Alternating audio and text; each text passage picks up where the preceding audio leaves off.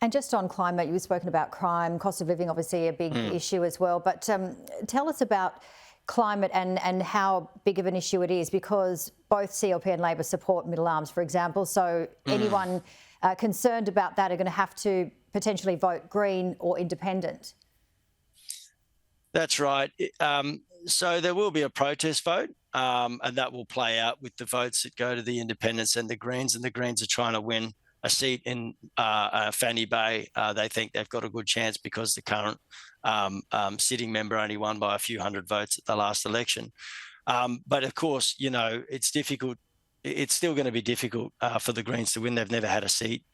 So in regards to climate change and the environment, it's not the main thing in Territorians' minds. It's the cost of living, it's job security, it's growth of the economy, and it's also migration. So we all hear about we need more homes, we need more affordable homes, we need more construction, we need more projects. And the impact on the environment is something that's considered, but it's not the main consideration. It's hard to do business in the Northern Territory. It's hard to attract investment, and that's why we see, free water to cotton growers and other in-kind help from the government just to attract that business.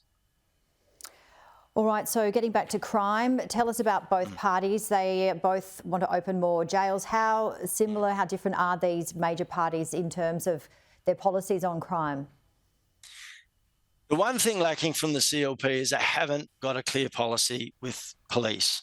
They haven't talked about what they're going to fund and what they're going to do. If they're going to fund, new prisons and correctional centres, sure. But on the ground, boots on the ground, if you like, or policing, the Labor Party have committed to 200 new police and 50 other auxiliary officers and more call centre officers. But the CLP have not done that. So that's probably a political ploy because it may require, a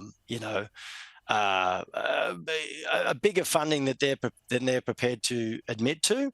Of course, they're trying to rein in some of the spending. We do have a budget black hole of $10 billion that'll blow out to $12 billion. And it's interesting that the CLP haven't talked about the budget that much. They're just talking about crime. And in the last four by-elections over the last 4 or 5 years, the CLP have not won any of those. The Labor Party have won. And as early as only 18 months ago, I think it was March last year, so not even 18 months ago. So Labor have won that seat, and the year before and the year before that. And crime was an issue back then.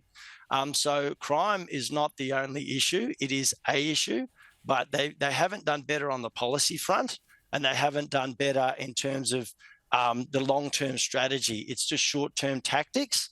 I'm not sure that the CLP will win outright, as some pundits are predicting. I'm actually predicting an ALP win, although with a reduction in votes across the board.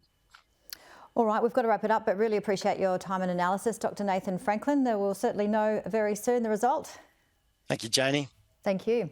And make sure, if you can, join Sky's All-Star lineup for live coverage of the Northern Territory's election night, and that will include a punchy panel with CLP Senator Jacinta Price and Labor's Nicole Mannison. Our rolling coverage of all of the results and reactions begins for you at 6:30 p.m. Eastern tonight.